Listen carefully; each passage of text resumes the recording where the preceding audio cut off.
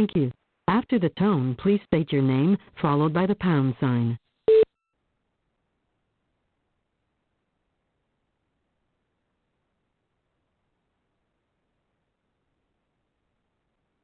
You will now be placed into the conference.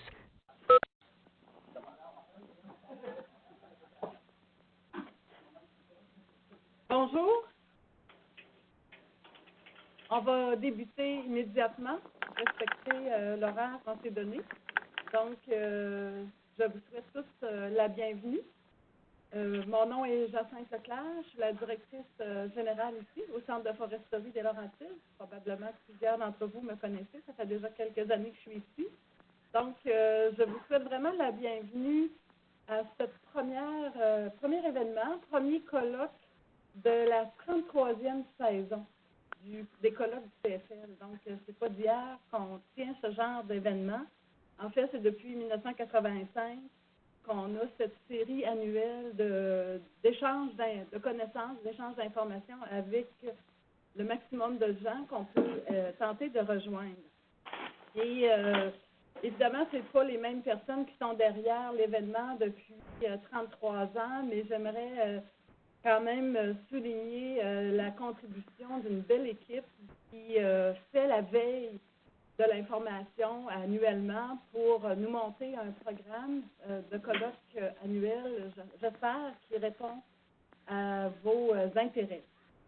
Donc, la conférence d'aujourd'hui, notre première, va porter sur la vision générale portant sur la stratégie nationale de la production de bois proposée et sera diffusée ici, bien sûr, dans la salle, mais aussi aux intervenants du secteur forestier simultanément inscrits dans plusieurs sites à travers le Québec, l'Ontario possiblement, et toute autre organisation qui a de l'intérêt là-dedans pouvait se brancher ce matin.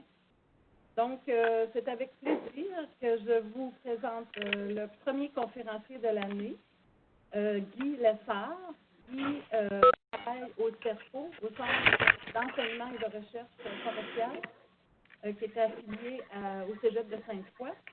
Monsieur Lessard est directeur en sylviculture et en aménagement durable des forêts. Du côté sylviculture, il a contribué au développement de la sylviculture en forêt irrégulière, de la sylviculture d'espèces longévives, comme le bouleau jaune, le chêne rouge, le pin blanc, les épinettes, et à l'implantation de démarches innovantes en matière de diagnostic sylvicole. Côté aménagement durable des forêts, Guy a travaillé notamment sur plusieurs stratégies québécoises de production forestière, dont l'intensification de l'aménagement forestier, la restauration d'espèces en régression, le développement d'aires protégées, des approches par chantier, ainsi que sur l'implantation des calculs de possibilités forestières, qui est important au Québec. Pendant plusieurs années, il a également été chargé de cours en sylviculture et aménagement forestier à la Faculté de foresterie et de géomatique de l'Université Laval. Parallèlement à ses activités forestières, et je pense que c'est aussi très important dans sa vie, Guy est un chanteur lyrique reconnu qu'on peut entendre dans plusieurs concerts annuellement. Je vous invite à le suivre. Et dont la plus récente production, La flûte enchantée de Robert Lepage.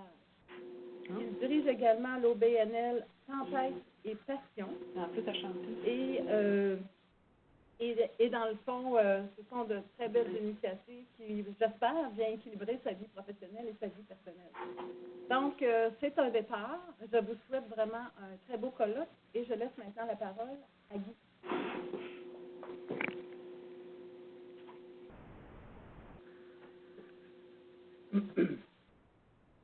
Donc, merci beaucoup, Jacinthe. Bonjour à tout le monde, chers invités, chers participants à distance. Ça me fait plaisir de venir vous parler un peu d'aménagement forestier aujourd'hui, ce qui va être essentiellement mon propos et quelque chose que je n'ai pas souvent l'occasion de faire. Alors, le titre, c'était bien compliqué de trouver le titre, puis après ça, de trouver aussi d'organiser le propos, parce qu'au départ, la façon que ça fonctionnait, c'est que le gouvernement du Québec a déposé un projet de stratégie nationale de production de bois qui a été soumis à la consultation publique, donc qui est en refonte actuellement pour pouvoir sortir une prochaine version. Dans un mémoire que le CERFO a déposé, on a passé en revue les axes, les objectifs, les actions. On a fait, pour ceux qui sont importants, on a mis des choses en perspective, on a fait une série de recommandations. Quand on m'a demandé de venir faire une présentation sur le sujet, je me suis dit, il ne faut pas que je suive les axes, les objectifs, ça va être mortel, c'est vraiment plate. Fait que j'ai dit, il faut essayer de me reculer un peu.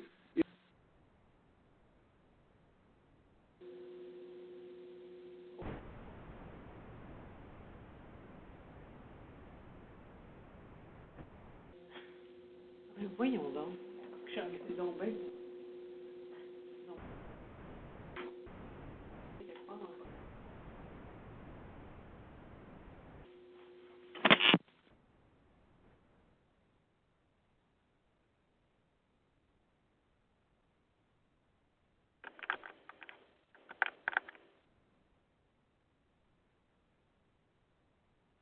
Muted.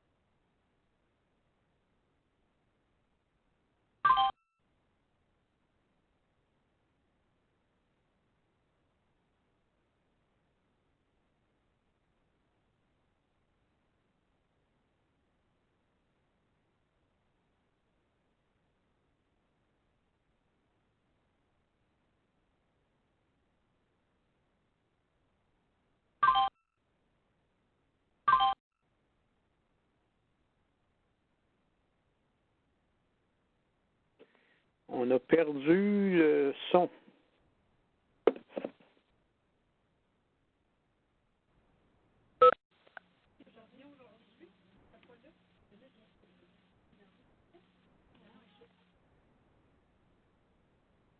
Unmuted.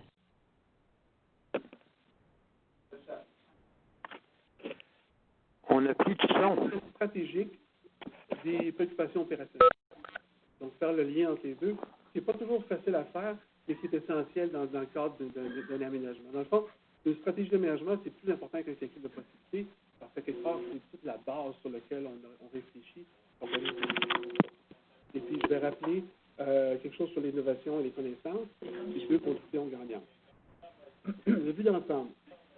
Alors, au départ, dans les délais qui étaient soumis à la consultation publique, on disait que dans le fond, maintenant, on est fort parce qu'on se base sur l'aménagement durable, des principes d'aménagement durable des forêts. Et puis, le gouvernement du Québec il a manifesté carrément son désir d'augmenter la valeur de l'offre de bois, publique et privée, contribuer davantage à la création de richesses au bénéfice de toutes les régions. Ensuite, à court terme, il a même mis des cibles.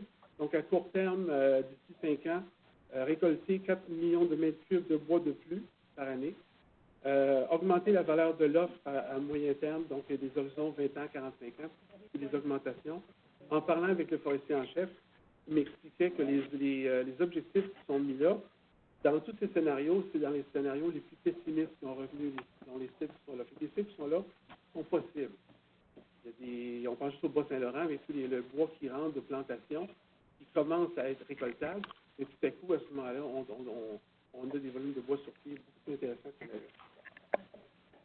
Donc, 5 axes. Premier axe, donc la production de bois économiquement intéressant. OK. Augmenter la production de bois ayant les caractéristiques souhaitées. Donc, de plus en plus dans nos préoccupations, quand on dit je vais avoir du SEPN, non, je veux des finances. Je veux du boulot. Non, je veux du pillage. Fait que le fait de commencer à préciser ça dans nos objectifs, que avait dénoncé un peu la vérification générale, donc le manque d'objectifs précis, le fait de commencer à aborder ça va nous permettre aussi, à ce moment-là, beaucoup plus précis dans nos façons de travailler sur le terrain pour pouvoir atteindre ces objectifs-là.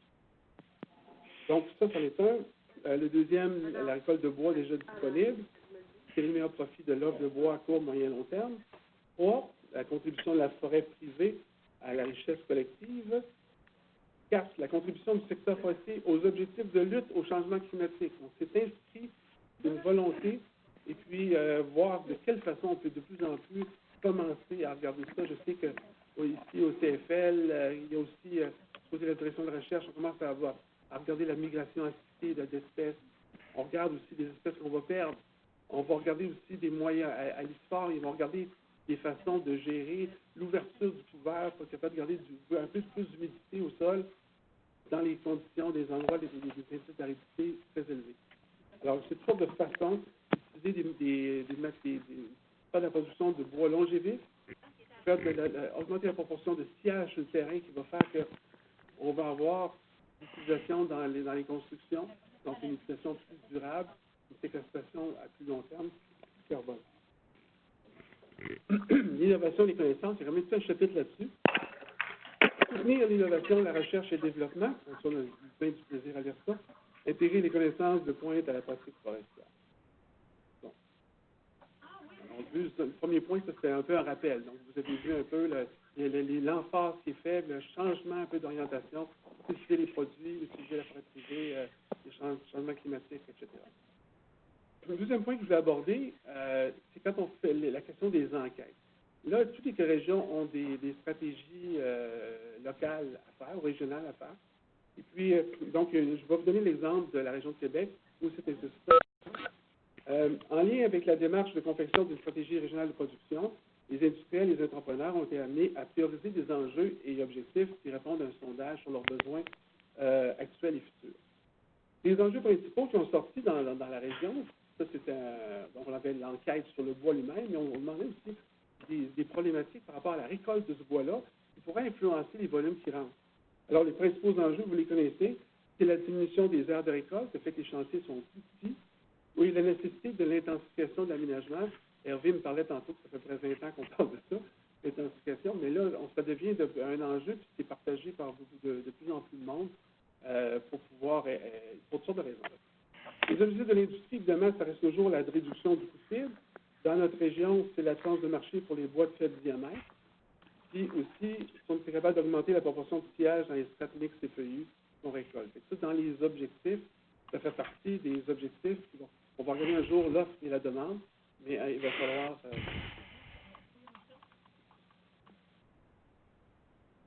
Oui, alors, on me demande de mentionner aux régions de peser sur étoile 6 pour se mettre en sourdine.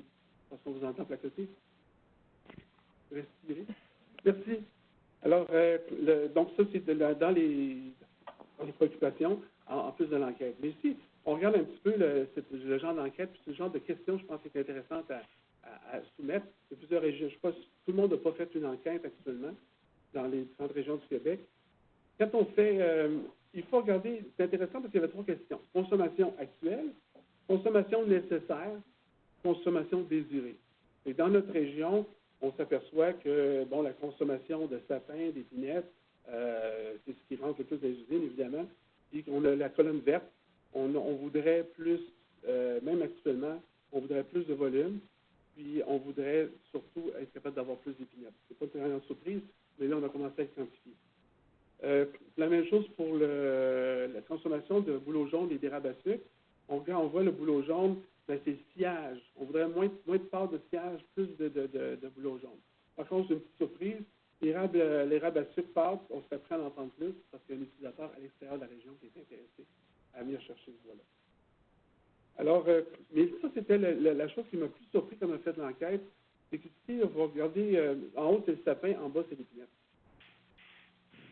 Donc, forêt publique, 50 du sapin est fourni par la forêt publique, et 45 est fourni par la forêt publique pour l'épinette. Donc, regardez l'importance des blocs des arbres culinaires, de solifères, comment finalement ça contribue dans la région de façon importante. Et puis, cette proportion-là est autour de 24 Si on ajoute ça en vert, les grandes forêts privées, on a aussi les petites forêts privées en mauve. Vous voyez, donc les deux ensemble, facilement 35-38 de l'approvisionnement vient de ces choses-là. On est une région qui a besoin, la forêt publique ne suffit pas à produire les besoins de nos usines. J'en ai parlé tantôt, je passe rapidement. mais il y avait le fait que le problème de chantier, des fois des problèmes au niveau de la planification à cause des volumes, une surévaluation des volumes des bois d'œuvre feuillus, souvent une sous-évaluation des sapins qu'on trouve sous couvert. L'idée aussi des secteurs été-hiver, ça semble être une problématique. Le problème de la séparation de la planification de l'opération aussi, c'est un problème qui fait qu'on a un peu des discordances par rapport à la planification. Les coûts augmentent, on n'est pas capable d'acheter tous les volumes qu'on devrait faire, etc., etc. Donc, il y a toutes les petites choses qu'on peut améliorer. L'offre actuelle et potentielle. Bon, évidemment, couvert et potentiel. Il y a une différence entre le volume sur pied et ce qu'on peut produire. Parce que quand on est aménagé du territoire, on est vraiment un peu particulier parce qu'on pense tout de suite, on pense pour le moyen terme, mais il faut penser à long terme aussi. On est comme une des rares professions qui est toujours en train de travailler pour les résultats dans 80 ans. Alors, ici, en fonction des attributs désirés, les volumes sur pied, les potentiels de production sont déterminés. C'est important, le mot d'ordre qu'on a vu à la commission Coulombe, il y a des économistes qui disaient en foresterie, c'est comme pour l'ensemble des ressources naturelles, vous devrez toujours vérifier, vous assurer de produire de la qualité, de produire une grande diversité, pour être capable d'être souple, un peu comme sur vos placements. Et c'est la même philosophie. Il faut vraiment se le rappeler souvent, puis diversifier nos productions. Diversifier les productions, ça peut vouloir faire des choses assez osées, commencer à regarder des choses qu'on fait moins, qui pourraient être plus intéressantes pour le futur. Misez aussi sur la production d'espèces longévives. J'en ai parlé pour ça aussi, le carbone. La diversité de moyens disponibles, d'usines, etc. Il faut toujours se souvenir. Je travaille actuellement avec des contracteurs au Témiscamingue, ils ont juste des abatteurs. Le même genre de forêt dans Baie des Chaleurs, c'est juste des multis. Comprenez-vous que c'est deux mondes complètement différents. Je ne peux même pas faire les mêmes genres de prescriptions de modalités. Il faut que je les adapte quasiment localement à chaque fois. Parce que le contexte humain, social, économique, technologique est différent. Aussi, les différents niveaux d'information. Ce matin, justement, on parlait des inventaires. Mais dans Baie des Chaleurs, le 5e décennale, ils vont l'avoir en 2019. Donc, Témiscamingue, ils vont l'avoir en 2021, alors que nous autres, on l'a. À Québec, on l'a, il manque les données d'inventaire. Martin m'expliquait tantôt. Et ça, on est sur le point de l'avoir, puis on travaille déjà avec une cartographie qui est très intéressante. La même chose pour le LIDAR. Le LIDAR, il va y avoir des régions qui, tout le monde dit, c'est fantastique, on a les cours d'eau, etc. Mais pour la protection des cours d'eau, avec le LIDAR, des fois, on va identifier presque 2 fois plus de cours d'eau qu'on trouve normalement sur nos cartes. Mais ça, il y en a qui nous regardent et disent, pas avant 4 ans ou 5 ans. Alors, il y a pas le niveau d'information ne sont pas pareils, il faut continuer à naviguer pareil là-dedans. Bon. Alors, pour définir nos territoires, l'importance dans une stratégie d'aménagement, d'avoir une bonne vision de ce que c'est les différentes ressources qu'on a. Regardez au niveau du couvert, au niveau des potentiels. Là, je vais vous parler des potentiels. Les potentiels forestiers, c'est, j'ai vu des cartographies qui sortent des potentiels sous essence. Ça me fait toujours un peu de la peine parce qu'un potentiel sous essence, je ne sais pas c'est quoi. Une chaîne rouge et un arbre, ça ne pousse pas sur les mêmes milieux. Et quand tu me fais de potentiel forestier, je ne sais pas. J'aime mieux y aller par essence que par produit. Alors ici, c'est un exemple pour le bouleau jaune. Si vous regardez ici, les précipitations, on a 3 classes. Donc, c'est un système par cote et par pondération. Alors, en bas, 760 mm par année, 760 à 1300, 1300. On a une cote différente.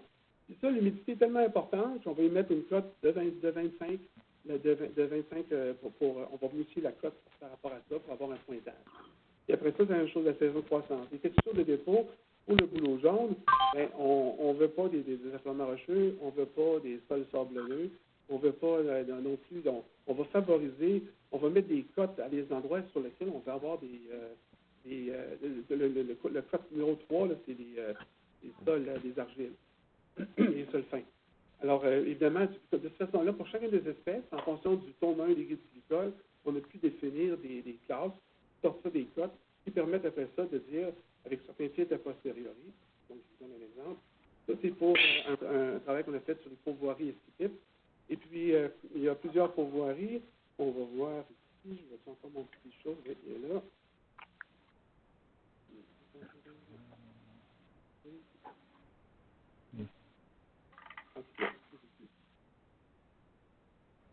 Alors, ça, c'est un des pourvoiries, la pourvoirie du Lac-Adjumé, dans le sud.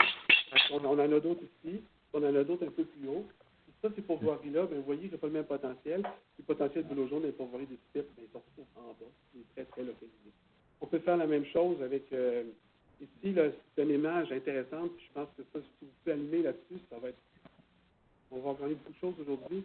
C'est pas parce qu'une espèce est présente que c'est intéressant à produire. Le bouleau blanc, il y a du boulot partout. Il est couvert partout. Et quand on regarde le potentiel bon, excellent pour le boulot, il est très, très localisé. Et puis ça, le boulot, alors plutôt que de dire au niveau de la biodiversité, j'ai du boulot, j'ai du sapin, je vais produire du boulot du sapin, dans une stratégie de production de bois, je vais produire des produits. Alors ici, la production un choix de production de boulot ou de mix, ça se fait sur les zones vertes. Dans ces zones vertes-là, ils ont un potentiel, on est capable, puis en parlant avec André Gilbert chez Boissaco, il me disait, c'est drôle, c'est rare que le boulot est beau, et là-bas, j'avais plusieurs camions qui sortaient de ces là qui étaient du pillage. Et actuellement, il n'y a pas de production boulot pillage définie dans le plan d'aménagement. C'est ça, c'est le genre de choses, donc c'est un virage vers la production de qualité qui pourrait être fait, puis qui pourrait à ce moment-là augmenter la valeur de nos terres. Bon, alors c'est des exemples, je vais revenir avec l'écologie un petit peu plus tard. Évidemment, pour faire des objectifs de production améliorés, ça va tenir compte de l'offre d'un côté, il faut regarder les demandes actuelles et les demandes futures, comme je l'ai parlé tantôt, vers où on s'en va. Puis, en plus de ça, il y a des graphiques qui existent sur des rendements, par exemple, des billes de déroulage depuis 20 ou 30 ans. Qu'est-ce que ça donne? Ça, c'est comme on sait que quand tu produis du déroulage, il y a comme une valeur sûre sur le marché, peu importe le marché, ça semble assez stable comme une des valeurs intéressantes à investir. Il y a aussi toute l'intégration des autres fonctions de la production. Je n'en ai pas parlé, mais là, on parle de la stratégie de production des forêts, mais dans le cadre quand on fait un plan d'aménagement, il faut faire ce qu'on fait là avec toutes les ressources, toutes les mesures de protection, puis après ça, voir comment on peut combiner ça, puis faire différents scénarios d'aménagement, des scénarios qui sont peut-être plus interventionnistes, qui sont plus intensifs, qui sont plus écosystémiques. Alors, on peut essayer différents scénarios, puis voir où sont les zones qui sont plus difficiles, puis après ça, jouer là-dessus. Pour mon propos aujourd'hui, ça, c'est dans le cadre d'un aménagement du territoire. Évidemment, considérer les différentes ressources qui font toute la différence entre la capacité de pouvoir réaliser nos actions. Bon, la formulation d'objectifs, j'ai juste des points, mais ce n'est pas des points importants. La formulation d'objectifs, c'est le nerf de la guerre. On pouvait, dans nos unités d'aménagement, donc par unité d'aménagement, définir des objectifs de production qui soient un vrai objectif, avec donc un mesurable, un quantifiable, identifier les contraintes dans lesquelles s'exerce cet objectif-là. J'en ai énoncé un qui ne vient pas de moi, qui vient d'un professeur qui s'appelle Pierre Ricard, qui s'appelait parce qu'il est décédé maintenant. Pierre Ricard enseignait au Cégep Sainte-Foy, c'était un des grands gourous de la sylviculture pour des générations et des générations de technologues. Et puis, il y avait, lui, son livre de chevet, c'est tous les livres de chute, etc. Puis, il y avait une philosophie très particulière sur la façon d'aménager les forêts. Et puis là, il avait trouvé des bandes à Duchesnay, une bande de 1981, sur lesquelles il avait dit, cette bande-là, sur 60 mètres de large, 1,2 km de long, on va faire une production de bouleau, de 200 tiges à l'hectare de bouleau jaune, avec 4 billes de bois d'œuvre, dont 2 déroulages. 2 déroulages en haut, 2 sillages. Donc, ça donne à peu près 320 mètres cubes à l'hectare, avec une valeur qui avait été calculée par François Laliberté de 60 000 $ l'hectare. Puis une vente positive, puis profitable. Puis, évidemment, il faut le définir dans quelle unité spatiale ça se retrouve en termes de contexte, etc. C'est qu'avec un objectif comme ça, puis l'autre affaire aussi, c'est que la fois que ça coûte cher. C'est que là, actuellement, ça coûte moins cher que bien des travaux qu'on fait. C'est une exploitation par arbre entier, qui est de scarifier en même temps, fait qu'on trouve le scarifiage. Donc, dans une valeur, dans un calcul de vanne, tout ce qui est des travaux très tôt, puis des travaux, en tout cas, ça finit par coûter très, très cher dans le temps, quand on actualise. Et puis, dans ce cas-là, des travaux très, très jeunes, beaucoup de petits travaux, des travaux légers à entre 4 et 7 ans. Et actuellement, on est rendu à 3 billes et demi sans branches. sur 500 tiges à l'hectare. Fait que là, on commence les régimes d'éclaircie dedans pour pouvoir avoir, c'est rendu à 98% en bouleau jaune sur cette superficie-là. Fait que c'est vraiment un changement, c'est vraiment une culture intensive équilienne, mais Bélanger m'expliquait que dans un contexte c'est de la régénération naturelle, c'est qu'en proportion dans le paysage, c'est tellement faible qu'à ce moment-là, on pourra monter jusqu'à 10% dans le paysage de ce genre de peuplement. Donc, un autre des dadas que j'ai seulement qui me fatigue depuis plusieurs années, parce que le premier pour m'avoir sensibilisé à ça, d'avoir une unité intégratrice de spatialisation, c'est Pierre Beaupré. En 1995, est-ce qu'il y en a dans vous, dans la salle, qui ont connu un logiciel ou des logiciels qui s'appelaient Thème et Traçage? Martin, un petit peu? Qu'est-ce que ça faisait, ça? Moi, j'ai deux exemples à vous donner, qui étaient l'embryon de toute ma réflexion là-dessus, donc d'à peu près une vingtaine d'années. D'un côté, il y avait Pierre Beaupré, ce qu'il faisait, lui, il faisait son calcul de possibilité avec Sylva 1. Ça sortait des strates qui étaient prêtes. Et là, sur le territoire, là, il faisait allumer ces strates avec le parcellaire. Il utilisait le parcellaire, donc toutes les unités d'aménagement sont divisées en parcelles. Donc, on été bâti à l'époque pour respecter des limites physiques, un cours d'eau, un cassé, ça s'est intégré aussi dans le cadre des bassins versants.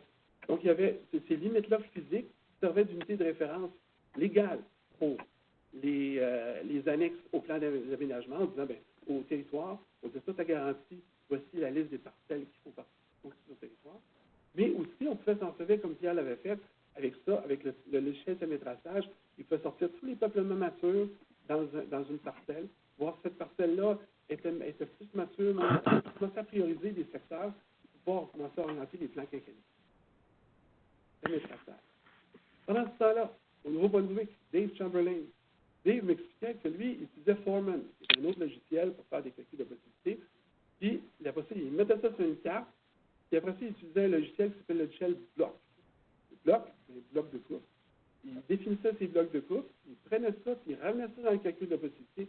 Bon, les possibilités baissaient, mais par contre, il y avait des possibilités qui étaient opérationnelles, qui tenaient compte d'une planification. Il était un peu déconnecté entre l'aspect stratégique et l'aspect opérationnel. Alors, c'est le début de la réflexion, il y a longtemps. Puis, ça a continué à évoluer, mais je me suis aperçu qu'on est là-dedans actuellement. On est sur le point de pouvoir créer ça avec une bonne volonté. Alors, c'est une unité, on peut l'appeler des cotes. On peut l'appeler des compartiments d'organisation spatiale, des bassins de bois opérationnels. On peut aussi parler de blocs de chantier. Mais l'idée là-dedans, c'est que c'est des unités en moyenne 700 hectares, et que tous les territoires publics sont déjà découpés comme ça. Et puis, on va voir différents exemples. L'exemple, ça peut gérer la diversité de structures, la diversité d'habitats, même la gestion de l'occupation, les familles, comme le territoire des sites. Actuellement, ils utilisent les compartiments d'organisation spatiale pour des préoccupations culturelles. Ici, c'est la région de Québec. La région de Québec, les compartiments, en tout cas, la version que j'avais des compartiments d'organisation spatiale, il y en avait plusieurs. En moyenne, c'était 2000 hectares. Ça peut monter, ça varie entre 500 hectares et 4000 hectares environ. Et puis, donc, c'est des blocs qui existent déjà. Tout le découpage est là. C'est ça qui a servi à définir les unités d'aménagement. Donc, le parcellaire a servi pour ça. Et puis, les cas, ce que j'ai compris, c'est que les cas, souvent, des fois, ils sont inspirés des parcellaires. Dans certains cas, ils ont copié. Dans certains cas, ils ont adapté pour tenir compte des autres préoccupations qu'il y avait aussi. Donc, ça devient une unité utilisable. Ici, au Témiscamingue, c'est la même chose. Unité de gestion de Témiscamingue avec les deux unités d'aménagement. Tous les COS, tous les petits symboles à l'intérieur, ce sont des COS. On a un exemple ici. Alors, on voit très bien les limites. Le bleu, c'est les limites de l'eau. Donc, on voit très bien que les COS, ils respectent les limites d'eau, puis ils ont des superficies maximales. On a divisé le territoire en COS, donc un type d'unité opérationnelle. On peut se servir après ça pour faire des chantiers. Un peu comme les vieux forestiers faisaient chez Consol, dans les années 40, 50, ils faisaient des blocs de coupe, ils évoluaient. Même, on pouvait faire un calcul de possibilité par superficie. Alors, ici, c'est un exemple, à ce moment-là, de différents blocs avec des différentes situations. Là, on peut commencer à faire une sélection. Je vais commencer par celui-là, etc.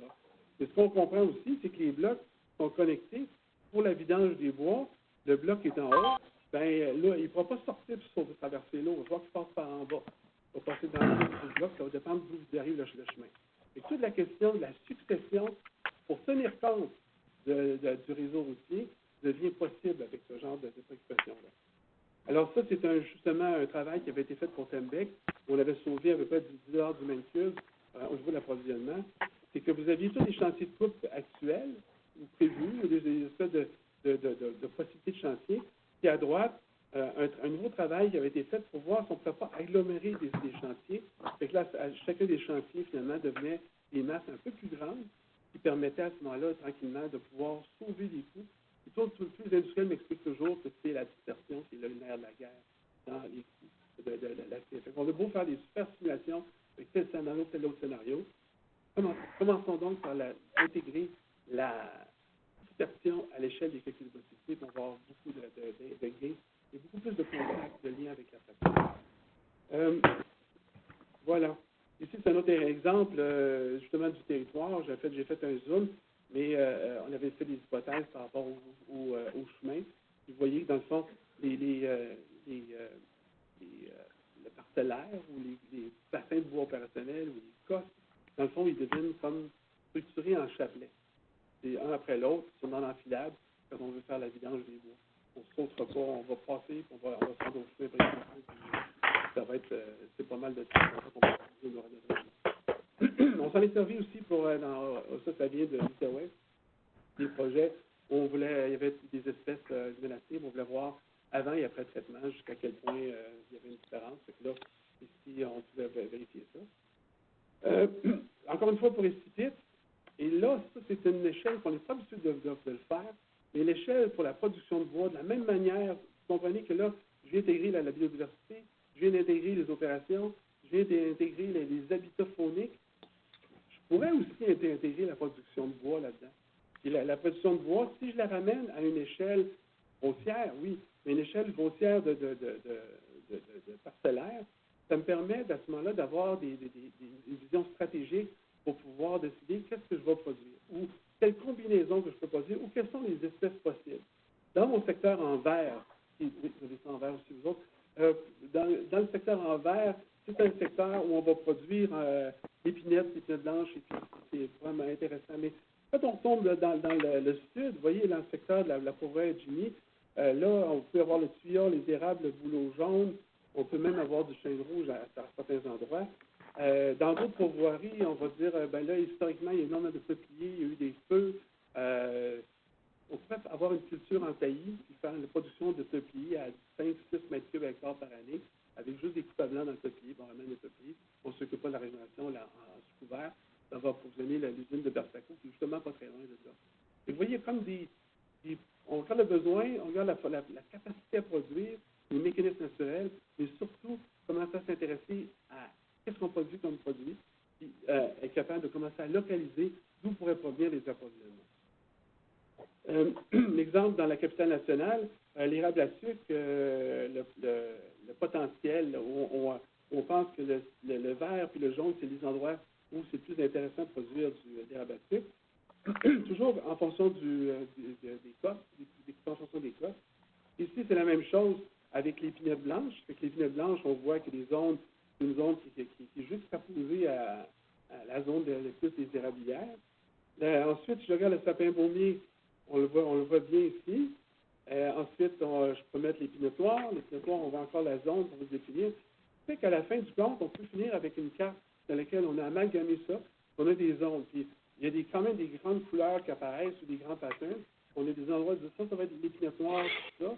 La région poisson de l'érable, on a la possibilité. Puis même du côté de Charlevoix, quand vous prenez par Charlevoix, puis si vous faites un peu de terrain là-bas, ça me fera toujours le potentiel pour le pain blanc qui est à cet endroit-là, puis le peu de production de pain blanc qu'on fait dans ces territoires-là.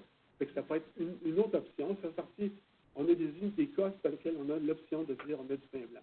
Par contre, on a des cosses, même pas de pain blanc, là, c'est pas du tout adapté. Et on commence à dégrossir le territoire. Et quand on a une diversité d'espèces, diversité de production, diversité de produire, on commence à localiser ça, à faire des liens avec les bassins opérationnels, la vidange des bois, l'unité intégrative.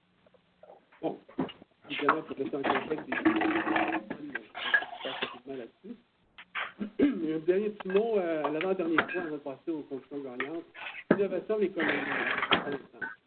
C'est un réseau de dispositifs expérimentaux, l'IFPAR, l'Université du Québec, en Outaouais, FC Innovation, le Service canadien des forêts, la Direction de la recherche universitaire, l'Université Laval et évidemment le CERFO. Dans ce contexte-là, dans le texte, il est marqué qu'il faut que, dans le cadre de la production de bois, toutes les connaissances qui sont à l'extérieur de l'extérieur, du ministère des Forêts, puissent être mises à contribution, puis qu'on favorise l'essor aussi des projets d'activité. Pour donner un petit exemple, le CERFO, on a un réseau de 100, qui voit à peu près 7,7 millions de dollars d'investis, de 55 dispositifs. Depuis plusieurs années, on est dans le ministère des Ressources naturelles. L'argent vient du ministère de l'Enseignement supérieur et de l'Innovation. Donc, avec les fonds qui ont été coupés, etc., même à l'interne, ou la direction de la recherche, on a eu beaucoup de coupures, ce qui fait qu'il faut, là, c'est le ministère de l'Innovation, donc comme on est dans l'innovation comme tel, on a des programmes fédéraux ou des programmes du ministère de l'Innovation. Il n'y a pas de programme d'innovation du ministère des Forêts qui est quand même un peu symptomatique.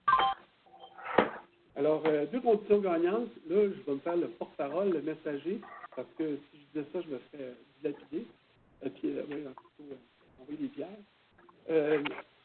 L'aménagement forestier durable d'un territoire forestier est un service très complexe. Vous savez, il y a deux conditions gagnantes. Il faudrait travailler pour favoriser plus le travail d'ingénierie.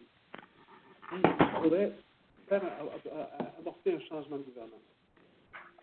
J'ai un exemple de démarche d'ingénierie avec Apollo 13. Mais je vais laisser quelqu'un d'autre à ma place. Moi, je fais ça, hein? Excuse. Oui.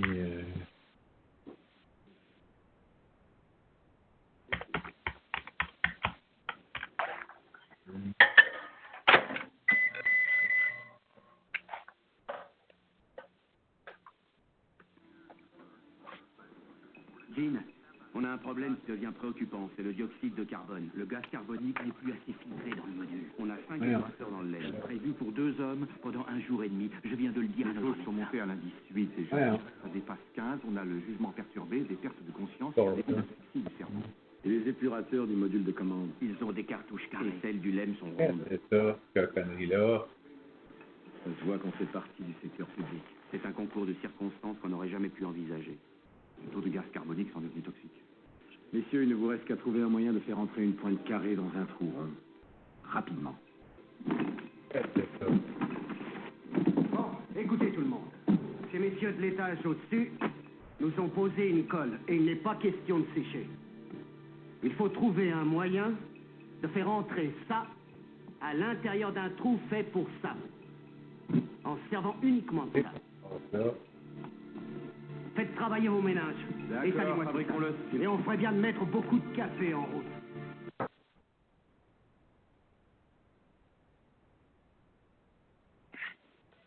Qu'est-ce qui s'est passé là? OK, là. Bon.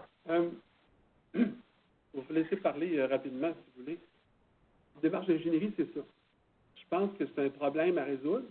Puis, c'est exactement ce qu'on a en foresterie. À chaque fois qu'on essaie de trouver des solutions trop simplistes, ça ne marche pas. C'est pas efficace. Mais il y a plusieurs éléments là-dedans qui sont très, très instructifs sur ce que c'est une démarche d'ingénierie. Et que je veux vous entendre. Dites-moi peut-être ce que vous avez observé. Quelles seraient les façons d'avoir une bonne démarche d'ingénierie? Qu'est-ce qu'on voit là-dedans? Un point, c'est que c'est une démarche collective. Il n'est pas tout seul, le gars, avec le problème. Il y a plusieurs spécialistes. Deuxième chose, oui? Oui. Puis, oui. Alors, oui, donc, il y avait la notion de temps, ça devient une ressource importante. Ensuite, qu'est-ce que vous voyez quand on a une démarche d'ingénierie très, très concrète, là. Elle est basée sur quoi, cette démarche-là? On a des moyens limités, avec donc un parc de machines, des ressources humaines, des temps de spécialistes, des gens qui sont en congé, etc., pour gérer tout ça. Oui. Ensuite, moyens financiers limités. Donc, il y a aussi un contexte Et on travaille dans la contrainte. C'est ça le démarche d'ingénierie, on travaille dans la contrainte nécessaire. Puis l'objectif, c'est pas l'ingénieur qui le fait. C'est important. Il vient d'ailleurs, puis on nous demande de faire ça. Fait que là, on vérifie si on est capable de l'atteindre ou pas. Si tu veux ça, je vais regarder ce que je peux faire. Parce que l'ingénieur, il a des commandes oui, c'est un spécialiste, il va chercher des solutions. Mais l'objectif, il ne faut pas que ce soit lui qui le fait. Parce que c'est continuer à l'adapter, mais c'est tout collégial. Puis, donc, la seule autre affaire qui est très importante, justement, cet objectif-là qui est précis, il faut que ça marche à la fin. On a des contracteurs qui attendent. Eux autres, il y a du monde qui vont mourir dans la navette s'il n'y a pas quelque chose de fait. Cet là ça aussi, c'est important. Et j'aimerais ça vous rappeler ce petit exemple-là, parce que ce petit exemple-là illustre bien qu'est-ce que ça devrait être une démarche d'ingénierie dans nos territoires. Donc, les spécialistes du territoire réunissent qui trouvent des solutions à des problèmes complexes. J'aimerais rappeler aux participants en région de se mettre en sourdine en appuyant sur étoile 6. Il y a quelqu'un qui fait beaucoup de bruit avec proche de son téléphone. C'est très dérangeant pour tous les 30 autres participants. Donc, s'il vous plaît, faire étoile 6. Merci. Alors, j'ai résumé ici dans une diapo là, quelques éléments, mais donc, innovation nécessaire devant la complexité insoupçonnée. Si on fait les mêmes méthodes qu'on faisait avant, on va arriver aux mêmes solutions. Liberté d'action majeure, imputabilité, qui va avec. C'est de la liberté, mais c'est tout le temps avec d'accord. Sortir des habitudes confortables. Donc, vraiment chercher, dire, y a-t-il une autre façon que je pourrais faire qui serait mieux? Quand je m'aperçois que les problèmes ne sont pas résolus. Oser explorer des solutions simples et innovantes, le brassage d'idées est essentiel, donc le travail en collectivité. Les structures de gouvernance doivent le prévoir aussi, ce brassage d'idées-là. Il faut que dans la structure, on prévoit qu'il va y avoir plusieurs professionnels qui devront être libérés pour pouvoir travailler ensemble. Et évidemment, ça doit être utilisé localement par une unité d'aménagement. Là, j'avais un résumé de ce qu'est une démarche d'ingénierie, mais je vous laisse aller avec ça. La gouvernance. Dans le rapport de Beauregard sur la stratégie de production de bois, c'était très clair, il y avait un chapitre très clair qui actuellement a été sorti et pas adressé dans le cadre du ministère des Forêts. C'est toute la question de la gouvernance actuelle. Donc, on s'est attaché beaucoup aux études économiques, etc. On l'a vu dans la stratégie. Mais Robert proposait, quand le modèle du tout et du modèle de toute l'industrie de transformation, pour faire expérimenter de nouvelles configurations. Et là, tu parlais de fournisseurs intégrés de ressources. Donc, un organisme, un groupe de personnes, qui, à ce moment-là, est responsable d'offrir toutes les ressources sur un territoire. Parce qu'actuellement, il y a un bout, c'est le BMMB, il y a un bout, c'est la CEPAC, il y a un autre bout, c'est que là, ça devient d'une complexité très importante. Il faut que ces niveaux-là se parlent. Et là, on se parle entre ministères et communes. Là, ça devient un peu complexe. Il y a quelque chose à faire là-dessus. Et puis, le but de tout ça, c'est qu'on pourrait créer plus de richesses, plus de bois de meilleure qualité, de façon intégrée au développement de toutes les autres ressources, et ce, au bénéfice de toute la société. Le mémoire de l'Ordre des ingénieurs au Parti politique en 2018 demandait au gouvernement de faire preuve de courage et de créer des aménagistes désignés du territoire. C'est écrit noir sur blanc, c'était quelque chose qui est envoyé, on vient de changer le gouvernement, c'est peut-être une option à regarder. Donc, créer des aménagistes désignés du territoire, pour créer un sentiment d'appartenance. Quelqu'un dit, moi, c'est moi qui m'occupe de ça, plutôt que ce soit un qui s'occupe d'un bout, l'autre s'occupe d'un autre bout, etc., bien, c'est un groupe. Ouais, ça peut être les mêmes personnes, ils travaillent un petit peu différemment. Les avantages, ils sont clairement exprimés dans l'ordre, je ne reviendrai pas là-dessus, et puis même l'adaptation locale. Cette idée-là n'était pas nouvelle. On avait M. Duchesneau, à l'époque, dans les années 80, qui en avait parlé. Rexport était supposé être une société d'État qui devienne aussi responsable de toutes les sociétés d'aménagement au Québec. Yves Barrette avait été engagé chez Rexforêt pour ça. Et puis tout à coup, quand la loi a sorti, on est tombé avec le régime des cartes. C'est passé quelque chose. Le deuxième rendez-vous manqué, c'est le livre blanc de Béchard, où c'est expliqué comment ça fonctionnait, comme les mécanismes, etc. Là, on est rendu au troisième rendez-vous. C'est peut-être l'occasion. Si dans le mémoire, c'est très intéressant parce qu'on propose qui peut être aménagé, ça peut être une coop, ça peut être un consultant qui est réfléchi, ça peut être une communauté autochtone pour un territoire, ça peut être un consortium d'acteurs locaux, ça peut être un organisme gouvernemental, etc. ça dépend de la dynamique locale, puis évidemment, il y a toutes sortes de modèles qui existent. Et puis, on est rendu là à explorer cette équivalence-là. Ça serait une des conditions gagnantes pour produire mieux le bois qu'on fait. Alors, en conclusion, créer, cultiver le sentiment d'appartenance, ça ferait toute la différence. On regarde actuellement un territoire comme les terres du séminaire qui produit quoi, 2,2 mètres cubes hectares par année, 2,4. Pour mentionner les ordres de grandeur aussi. Il y a du réseau aussi partout, il y a de la chasse, de la pêche, il y a plein de choses. Puis il y a la production de matières mineuses en même temps aussi. Mais il y a du monde sur le territoire, ça surveille un peu moins qui tombe, etc. La gestion est... alors pourquoi le territoire à côté, on est à 0,9? Il y aura peut-être... Bon, peut-être il y a toujours des questions, mais je pense qu'il y aurait moyen de faire mieux, puis s'inspirer du fait que ce territoire-là, il y a un sentiment d'appartenance, évidemment, qui existe. Alors, créer une unité d'intégration universelle, j'en ai parlé tantôt, on travaille tous avec des COF actuellement. Pourquoi amener la notion de chantier à cette échelle-là, la notion de vidange des bois, etc. Puis aussi, je parlais des notions culturelles aussi qui pourraient être attachées à ça. Ce n'est pas la seule unité. Des fois, il y a des bassins versants, il y a des unités territoires de référence. Des fois, on prend aussi l'unité d'aménagement complet pour avoir une référence sur la biodiversité. Mais ce serait au moins un bloc qu'on pourrait utiliser dans les calculs de possibilités et dans les opérations forestières. Donc, rapprocher les opérations de la stratégie. Et puis, après ça, mettre en place le plus vite possible des projets pilotes d'implantation de fonctions gouvernementales. Pas tout de suite un nouveau régime, mais commencer à essayer des fonctions. Luc Lebel travaille, entre autres, avec un étudiant gradué sur des modèles qu'il y a eu au Québec très, très intéressants. Il y a 5 modèles qui existent, des embryons dans différentes régions. C'est peut-être une piste. L'intensification de l'aménagement, et aussi mettre dans des projets pilotes pour l'optimisation des chantiers, la vidange des bois, c'est ce qui va permettre à court terme de baisser le coût de la file. Merci beaucoup. On est comme la France sportive.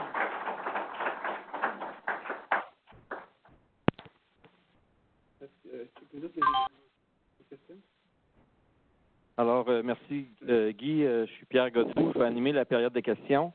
Alors, comment procéder pour poser une question? Si vous êtes en région, vous pouvez poser votre question avec le téléphone en enlevant la sourdine, en faisant étoile 6. Et si vous préférez poser la question via la boîte de chat, vous pouvez le faire également. Pour les participants en salle, vous n'avez qu'à vous avancer au micro. Et lorsque je vais vous inviter à poser votre question, vous n'aurez qu'à nous dire votre nom et l'organisation que vous représentez. Donc, on peut commencer avec une question en salle en attendant que je mette la boîte de chat en vision. Ici, Henri Jacob, j'aimerais poser une question. Ça ne sera pas long, M. Jacob. Parfait.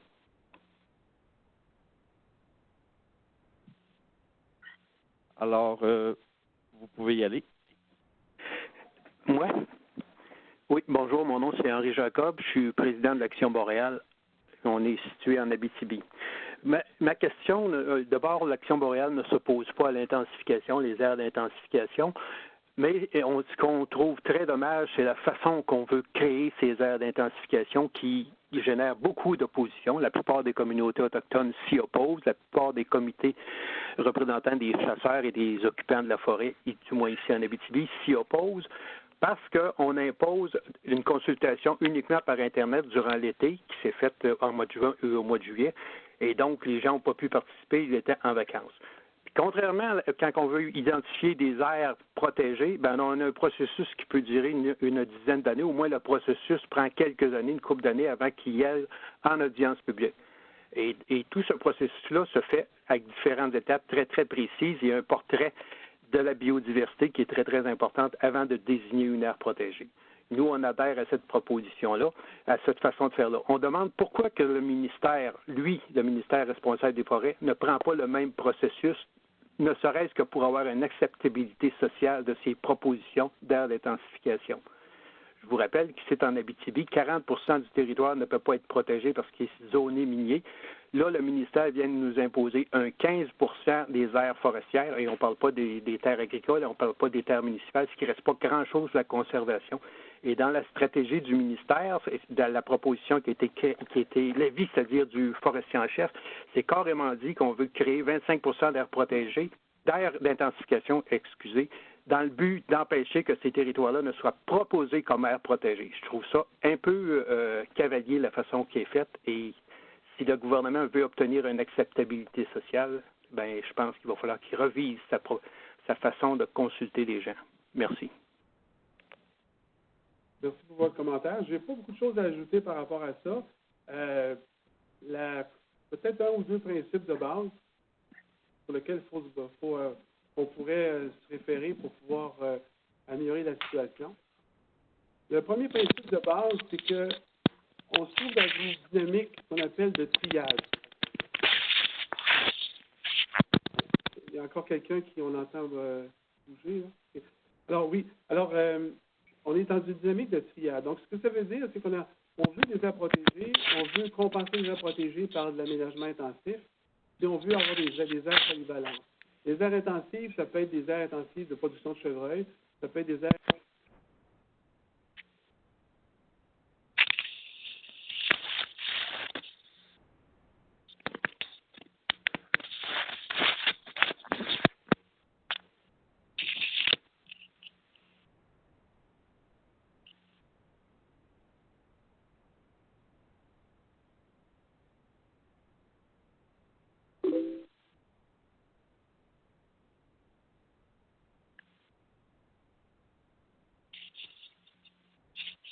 Pour vendre l'aménagement intensif en premier à la population, on va être capable d'expliquer qu'à partir de ça, on va être capable de faire beaucoup plus de dates protégées.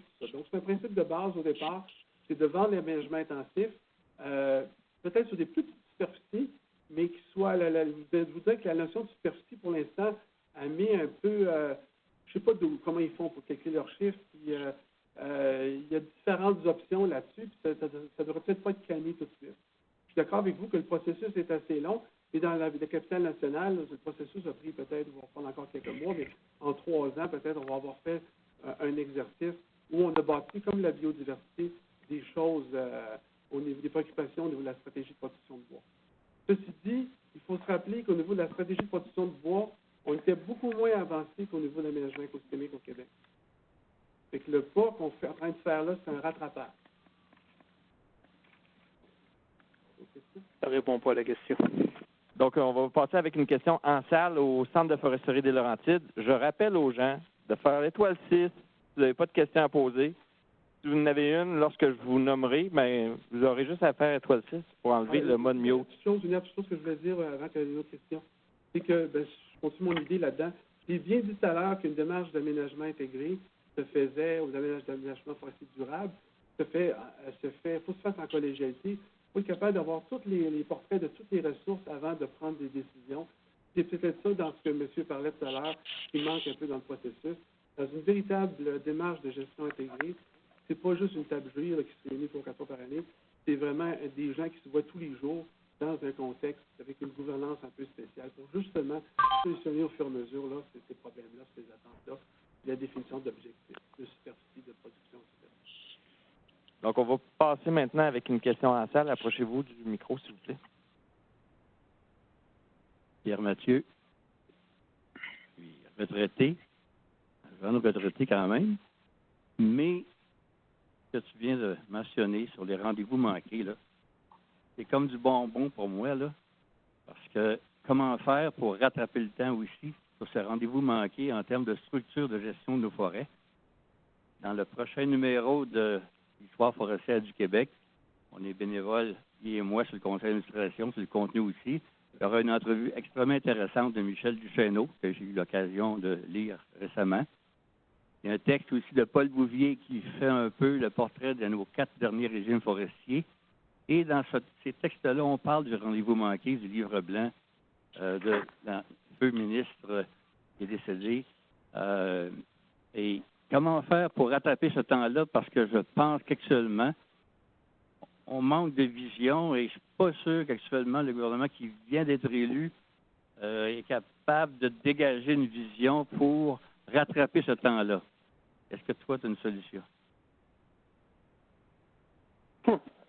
C'est la même solution que j'ai en sylviculture depuis des années. Je ne crois pas au grand bouleversement, je crois à la technique des petits pas. Il faut commencer à faire des exemples locaux avec des fonctions de gouvernance qui vont commencer à être déléguées. Et les fonctions de gouvernance, les exemples que j'ai en tête, là, que c'est, il y a dans le bout de Mont-Laurier, je crois, il y a un aménagiste qui travaille pour plusieurs industriels, puis c'est lui qui fait les plans annuels, puis la révision des plans. Fait que déjà, il y a une démarche, il devient comme un fournisseur intégrateur pour différentes compagnies. Il y a des industriels, il y a un groupe au Lac-Saint-Jean qui n'a même pas d'industrie, mais qui a un approvisionnement en bois. Ça, c'est un autre exemple, etc. Il y en a 5 qui sont étudiés actuellement. C'est des embryons de choses très intéressantes qui pourraient être mis en place. Je suis content parce que, tu sais, moi, je veux dire, j'ai des amis qui travaillent au ministère, ils font un travail extraordinaire dans la région de Québec, etc. L'idée, c'est pas de déjouer ça, mais c'est de trouver une façon différente d'utiliser ces compétences-là, mais d'une façon un peu plus collégiale, un peu plus proche des pays. Pas régionale, par une idée d'année.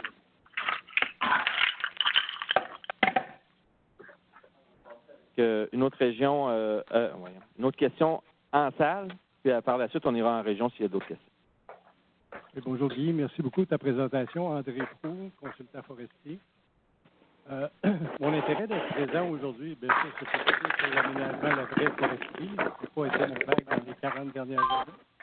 C'est plus l'aspect financier, l'aspect économique. C'est ça. Alors, le ministère a son point de vue par rapport à ça, mais c'est quoi leur opinion par rapport à cette intensification? Ça peut être les coûts, ça peut être les coûts économiques purs, comme ça peut être les coûts économiques incluant des coûts sociaux que d'augmenter la possibilité. Alors, est-ce que vous avez un point de vue là-dessus? Oui, c'est une très, très, très, très bonne question. J'ai été influencé beaucoup par mes collègues de travail, Jean-Denis Grenier, Dominique Poupin, puis Daniel Baudouin. Merci. Couche. Avec ces couche. Non. Couche. Ton téléphone. Bon. Couche. Donc, la personne qui a un chien dans son bureau, là, s'il vous plaît, faites étoile 6. Alors, donc, ce que j'ai retenu de ces travaux-là, c'est que, puis c'est un peu ce que mentionne l'enquête dans la région de Québec, qui est très, très intéressante au niveau des commentaires des gens, c'est que il y a des enjeux importants. Puis un des enjeux importants au niveau économique, qu'on ne tient pas assez compte, c'est la répartition spatiale. Les chantiers, puis tout ça, on pouvait travailler un petit peu plus sur les bassins de bois opérationnels, puis la gestion, d'avoir des chantiers un peu plus grands, puis donc de tout réfléchir sur cet aspect-là, c'est probablement une des choses les plus importantes. L'autre chose aussi qui est un peu toxique malheureusement je vais dire ça comme ça, mais dans les guides silicoles le numéro 2, un des problèmes qu'on a, c'est qu'on a défini des niveaux d'aménagement. Donc, si tu dépenses plus, tu vas avoir un meilleur aménagement. Alors qu'on veut avoir un meilleur aménagement, une meilleure productivité à des coûts plus faibles. Puis l'exemple du Chénet est très intéressant là-dessus, parce qu'avec des revenus de 60 000 $ l'hectare, puis avec des coûts très faibles au niveau de l'opération, pas de scarifiage parce que c'était fait par arbentier, bien, là, on a une option de production de bois de déroulage. Parce que pensez-y, le bois de déroulage, comment on fonctionne actuellement? On se promène en forêt comme un petit chambron rouge, de temps en temps, il y a un bois de déroulage, on récolte. Mais qu'est-ce qu'on fait pour en produire de façon intensive du bouleau jaune, alors que c'est une des plus grandes valeurs? Il y a peu d'efforts qui ont été faits. Il y a des beaux exemples dans l'unité de gestion de Portneuf, dans les visites qu'ils ont faites la semaine passée. En plus de Duchesnay, on s'aperçoit que les bandes, ça devrait être une option. C'est pas quelque chose qui se vend partout, loin de là.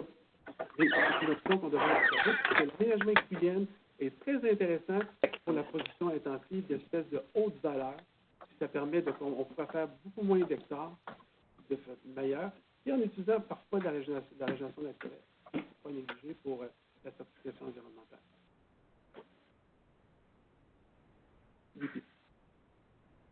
Est-ce que dans les régions, il y a une question pour le conférencier Guy? Si oui, il faut que vous fassiez cette fois-ci étoile 6 pour enlever le mode sourdine.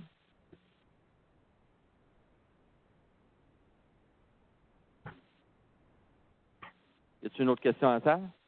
On va y aller en salle. Bonjour Guy. 1, 2. Oui, juste te nommer, s'il te plaît. Oui, Yvan Croteau. J'ai une formation, je dirais, en foresterie depuis les années 70. J'ai commencé par être garde forestier, technicien forestier. J'ai fait mon bac en génie forestier. Je travaille avec les Premières Nations depuis la fin des années 90. Je milite depuis les années 80 avec le milieu environnemental. Je suis un des professionnels qui croit beaucoup à la planification écologique du territoire avec la démarche du cadre écologique de référence, où dans ma thèse de fin d'études, c'était tout à fait cette démarche-là que je proposais là, dans mes documents. Ça fait en sorte que j'ai connu un rapprochement étroit avec le milieu environnemental et autochtone. Moi, je pense que cette idée de planifier est intéressante parce qu'elle tient compte de beaucoup de paramètres. Il y a un paramètre sur lequel je pense il y a une petite observation. Parmi les acteurs qui entourent le ministère des Forêts et de la Faune, je pense qu'on peut ajouter le savoir des Premières Nations je dirais, pour aller chercher le input de ces savoirs-là.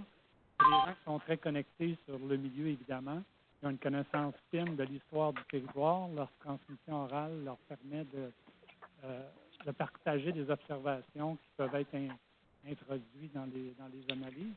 Et je me demandais, avec l'avancée des droits sur les Premières Nations, je pense que c'est un enjeu qui est important parce que la création de richesses, faut la voir, je pense, à deux niveaux en termes de retombées directes sur la valeur globale de la contribution des forêts à l'économie canadienne et québécoise, mais aussi en termes de biens et services, parce qu'on s'aperçoit que les changements climatiques, les enjeux et tout ça, je m'attends, moi, qu'il y ait un resserrement des enjeux qui soient plus régionalisés, qui va dans le sens je dirais, d'un aménagiste en chef ou un truc du genre là, qui répondrait mieux à la gestion de toute la complexité dans laquelle on s'en vient. Ma question, c'est la suivante. La contribution des Premières Nations, avec ce que tu en connais, on parle des titres, l'ouverture que les autres ont présenté dans tes propositions, c'est reçu comment? En fait, on a fait ça, on a travaillé ensemble très étroitement, parce qu'au départ, ils voulaient, eux autres, faire plus d'aires protégées, puis explorer le concept d'aires protégées polyvalentes. Et puis, une des premières choses qu'ils m'ont dit, on pourrait tout regarder comment on pourrait mettre à la place de l'intensification là-dedans. Donc, c'est eux autres qui m'ont mis sur la piste de l'intensification. Puis, donc, pour augmenter la valeur du territoire.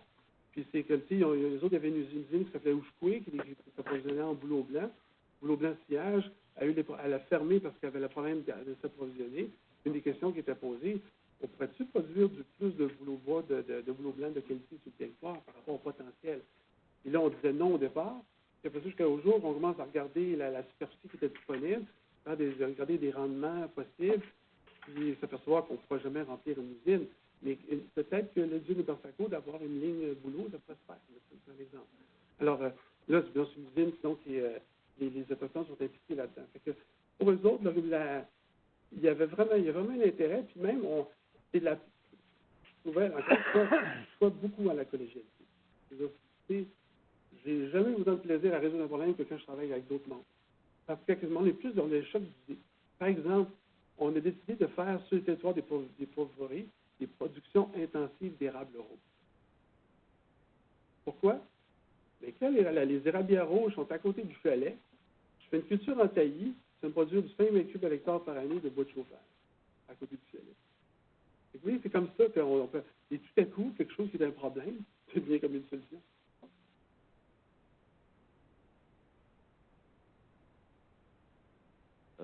Est-ce que les gens en région, dernier tour de piste, là, si des gens en région auraient une question, en faisant l'étoile 6? Pas de question, donc on va retourner avec une question en salle, une question courte, s'il vous plaît. Ma deuxième question, c'est une observation aussi, puis tu pourras la commenter. Moi, je pense que l'évolution de la foresterie au Québec est à une étape où l'enjeu de la gouvernance, il faut la résoudre. Du point de vue des Premières Nations, je te dirais que la nature fait partie de la démarche de réflexion, est intégrée à la survie de la culture des Premières Nations. On le connaît bien à ce niveau-là. Au niveau du Québec, on va regarder plus les enjeux liés à la performance, au rendement, à la productivité et à la rentabilité. Ça m'amène à me questionner sur deux enjeux, c'est l'éthique de la responsabilité versus l'éthique de l'efficacité. Moi, je pense qu'on a été dans l'éthique de l'efficacité parce qu'il fallait amener du bois rapidement et tout ça, compétitionner le marché, mais on a laissé de côté l'éthique de la responsabilité parce que la forêt qu'on aménage aujourd'hui, c'est le résultat des décisions de nos prédécesseurs en aménagement. Puis si la forêt est en mauvais état, on le doit à ces personnes-là qui ont pris des décisions. Je ne veux pas me lancer dans un débat global, mais je pense qu'il ne faut pas perdre l'énergie nécessaire à réfléchir sur cette gouvernance-là et voir comment elle peut s'articuler en fonction des différents contextes. La région de Québec versus Abitibi, on n'est pas dans la même dynamique, c'est certain. Là. Fait que je voulais avoir un petit peu ton opinion sur cette idée-là de gouvernance et d'ouverture que tu sens autour de toi. Oui, je vais te dire, il y a une affaire que je ne suis pas d'accord avec toi du tout en partant, c'est que quand je regarde la façon de faire au niveau, je ne peux pas dire que notre démarche d'efficacité était là. Et on ne peut pas dire qu'on était très efficace en termes. On a été efficace, on a fait le mieux possible avec les connaissances qu'on avait, mais maintenant la porte s'ouvre. Quand on regarde ce qui se fait en Nouvelle-Zélande par rapport à la génétique, puis par rapport à certains produits, on produit du 20, du 30, du 40 mètres cubes à l'hectare par année. Écologiquement, il y a peut-être un 5-6 mètres cubes de différence avec nous autres, mais il y a comme des portes de génétique. Je n'ai peut-être pas besoin de beaucoup de superficie pour produire 3 fois plus à ce moment-là. C'est des portes comme ça. L'efficacité, souvent on a pensé que le jardinage était une bonne façon le jardinage est bon pour certaines conditions. Là, quand on a des rotations à tous les 20-25 ans, tous mes collègues aux États-Unis disent ça, c'est très, très extensif. Ce que vous faites, toutes les rotations sont 5 ans. La seule efficacité que je parlais ici, c'est l'efficacité de rentrer du bois à l'usine. OK, donc c'est bon. Pour la question d'éthique, bien là, moi je pense que, comme je vous dis, je suis allergique à tous ces grands bouleversements brutaux.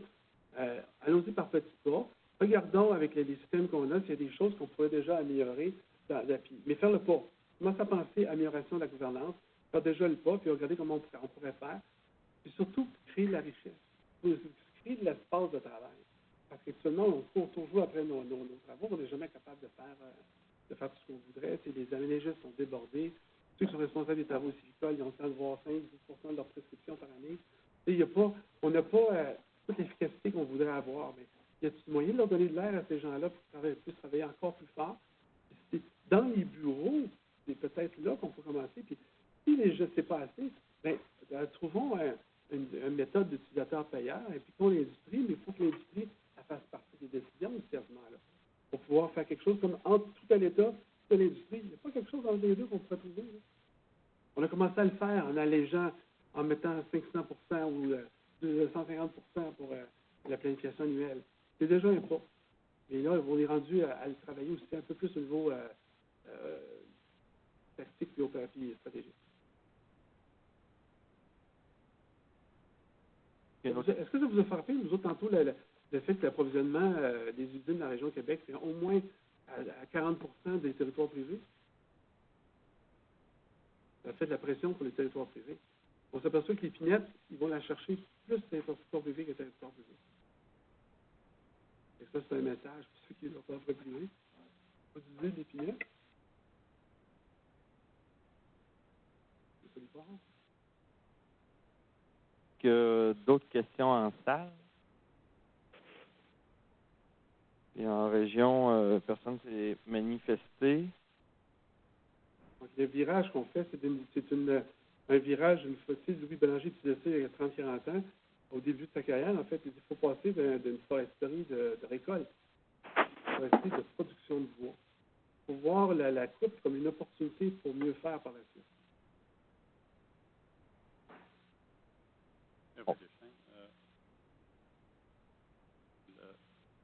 Dans une stratégie de production de bois comme on a sur la table, l'élément gouvernance, c'est clair qu'il est à la base.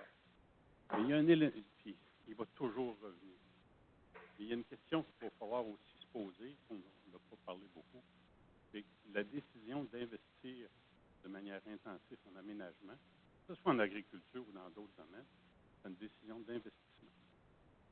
Quand on parle d'investir, que ce soit de l'argent de nos poches, on regarde l'aspect sécurité, on regarde l'aspect retour sur l'investissement. Quel type de retour sur investissement je vais avoir? Parce qu'on ne parle pas toujours de dollars, on parle aussi de retour écologique, on parle de retour sur l'empreinte environnementale qu'on fait. Il y a des revenus qui devraient être associés à ça. Et ça, on ne l'a pas dans la stratégie que le ministère met en place. On n'en a pas parlé beaucoup. Probablement qu'il va falloir en parler. Quand on parle aussi d'investissement, à un certain moment, les gens ils vont analyser les risques. Si vous allez à la banque, là, ils ne regardent pas si vous êtes une bonne personne, ils regardent quel risque vous représentez. C'est la même chose en aménagement. Si on veut investir, il va falloir le régler. Et cet argent-là, il ne pourra pas venir toujours de la poche des contribuables. Je m'excuse, ça ne se peut pas. Parce que c'est des montants importants qui sont faits pour un retour attendu par l'investisseur. Donc, il va falloir travailler avec la population, avec les gens, pour que les gens comprennent très, très bien cet élément-là et tout ce qui l'entoure. C'est là-dessus qu'il faut travailler. Et là, on revient de l'investissement à la gouvernance. Il va prendre des décisions, comment ils vont être pris, comment vont se partager les revenus, comment vont se partager les investissements, puis comment vont se partager les revenus. Et ça, l'aspect forestier, ce que tu as présenté, Guy, je suis bien à l'aise avec ça. En réalité, ce qu'on doit faire, c'est de travailler avec la nature. Quand on arrive sur un territoire, même si on veut produire du bouleau jaune, si on n'a pas les conditions, ben, ce ne serait pas une bonne décision. Alors, la nature, elle a ses contraintes, elle a aussi ses avantages. Moi, quand je me promène dans le monde, puis je regarde le type de forêt qu'on a au Québec et au Canada, je me dis, mon Dieu Seigneur, qu'on est chanceux. Premièrement, on a une forêt où on travaille presque essentiellement sur la régénération naturelle. On a un régime forestier mur à mur, puis c'est pas d'aujourd'hui. Quand j'entends dire que la forêt est en piteux état, puis c'est ci, puis c'est ça, j'ai un petit peu de misère avec ça. Je me promène partout au Canada, au Québec et au Canada, puis des forêts qui ont été salopées, là, j'en ai pas vu beaucoup. Je me souviens quand je montais dans le parc des Laurentides il y a quelques années, que je voyais tous les arbres morts, c'était un désastre. Mais aujourd'hui, quand vous vous promenez dans le parc des Laurentides, vous vous promenez en Gaspésie, vous vous promenez sur la Côte-Nord, c'est pas ça qu'on voit. Et ce désastre-là, il n'a pas été causé par les forestiers, il a été causé par des épidémies d'insectes. Il y a quelque chose d'intéressant. Et juste, alors, si on veut aller plus loin dans la stratégie, très clair, il faut travailler sur la gouvernance, mais il faut travailler sur comment on peut financer un tel projet de société. C'est là-dessus qu'il faut travailler. Merci. J'ai deux, trois remarques sur ce que tu as dit. Vous souvenez-vous de ce que Marcel Lortie, l'ancien doyen de la faculté de la foresterie, puis qui a travaillé ici au CFL avant, c'est quoi son dada, qui répétait quasiment toutes les conférences? Il faut privatiser la forêt du Québec. C'était choquant, ça percutait. On va privatiser, je ne sais pas. Mais l'esprit là-dedans, c'était ça. L'esprit derrière, c'est d'avoir un investisseur en arrière, sur le territoire, puis qui est capable d'investir. Et qu'il y avait cette idée-là, imaginez privatiser de la forêt du Québec. On est à 10 actuellement, on est à 100 ou je ne sais pas. Mais bon, c'était ça une de ces dadas, je pense, qu'il y avait vraiment à cœur. L'autre chose aussi qu'il faut que je dise, j'ai fait une étude dans Mauricie. J'ai regardé partout où étaient les érablières. Quasiment toute la Mauricie jusqu'à la Tuque, on a fait les érablières. Après ça, avec Jean-Denis Grenier, on a réussi à avoir toutes les placettes d'échantillons du ministère, des industriels, les choses, et des ententes de confidentialité, tout le monde. J'ai eu toutes les parcelles de Mauricie. Là, j'ai questionné à Barzonnet où étaient les A et B. A et B, là, pour ceux qui ne connaissent pas ça, c'est une classification de qualité des tiges. Donc, les tiges de qualité, ils se retrouvaient dans le corps de la Mauricie, dans le sud. Pas parce qu'ils étaient moins exploités. Le sud de la Mauricie, il y a beaucoup de dépression. Et c'est parce que la nature n'est pas capable de produire des érables de qualité sur les 3/4 du reste de la superficie. Donc, on a jardiné, on a essayé d'améliorer la forêt, quand la capacité de la nature à produire un arbre A ou B n'est pas là. Le érable. C'est d'autres sens, oui. Mais pour l'érable. Et donc, juste ça, commencer à penser production, à quel endroit on est capable d'en produire. Et des fois, la forêt est dégradée, c'est parce que l'érable est à sa limite. L'érable rouge, l'érable à sucre, des fois, ça a vraiment l'air épouvantable. Parce qu'à quelque part, c'est des espèces qui sont des compléments de production, mais on ne devrait pas mettre tous nos œufs dans le même panier là-dessus. On ne doit pas investir pour améliorer la qualité de ça, la qualité d'érable, et une limite écologique là-dessus. Le ministère, on a vu ça ce matin dans la première conférence qu'il y a eu à l'université, c'est qu'ils ont commencé à délimiter des zones d'érable minéralisées. Ils commencent à montrer ces endroits-là, là, on ne produira pas de coupe partielle pour favoriser et améliorer les classifications d'amélioration de tige. La capacité n'est pas là. La même chose pour le boulot. Le boulot, là, ça nous sort par les oreilles. Regardez traditionnellement la possibilité forestière en boulot, l'attribution puis la coupe. C'est quoi les gagnants? On est à 50 %. C'est vraiment faible. Le boulot, ça nous sort par les oreilles. Fait que le boulot, il y en a beaucoup, il y en a partout, mais c'est du bois de trituration. Là. Il faut faire virer de bord rapidement et dire où on peut vraiment produire du bois. Fait qu'il y a aussi la capacité de production qui rentre dans l'équation, la capacité de production des espèces de ce qu'on désire. L'erreur qu'on a faite souvent, c'est qu'on attribue, on gère, on planifie en fonction de groupes d'espèces. Puis, tout produit. C'est ce virage-là qu'il faut faire dans l'identification. Plus il faut penser tout produit. Allons-y avec des petites tranches. Non, mais je veux produire du déroulage boulot jaune, je fais ça où, j'en produis combien? L'attribution, Martin, dans la région de Québec de boulot jaune, c'est quoi, 100 mètres cubes? On est 100 ou 200 mètres cubes. C'est pas beaucoup. Fait que 200 mètres cubes, un peuplement à maturité, ça a ça. Fait que j'ai besoin mettons, on fait une révolution de 100 ans. J'ai 100 hectares en production de boulot jaune intensive. Puis je peux produire l'usine de déroulage à très, très faible coût, à côté de la route, en bas, avec une culture équilibre et de l'arbre entier. Actuellement, ils vont piger dans les cours à bois des autres.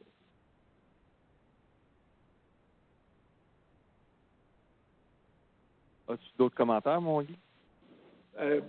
Petit pas.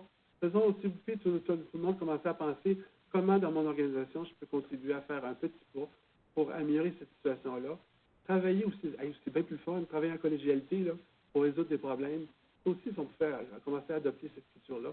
Une culture d'ingénierie aussi dans nos façons de travailler. J'ai un problème à résoudre, donnez-moi tous les problèmes, je veux tous les avoir en même temps. Je veux savoir dans quoi je m'embarque. C'est après ça, on ne sait pas trouver la meilleure solution. Peut-être qu'on n'aura pas une solution, on va être une solution à 70%. C'est pas grave, on aura essayé. Alors, merci Guy pour ta présentation. Merci à nos partenaires régionaux qui rendent possible la diffusion en région. Je tiens à m'excuser, on a eu des petits problèmes avec le son des régions. On a essayé de faire des mutes, ça n'a pas fonctionné. Pour le prochain colloque, on devrait régler la situation. Donc, en terminant, je vous invite au prochain colloque qui aura lieu jeudi le 29 novembre 2018 et qui s'intitule « Calcul des possibilités forestières, une expertise qui se raffine et qui évolue ». Le conférencier sera Louis Pelletier, forestier en chef. Donc, merci à tous de votre participation et bonne fin de journée.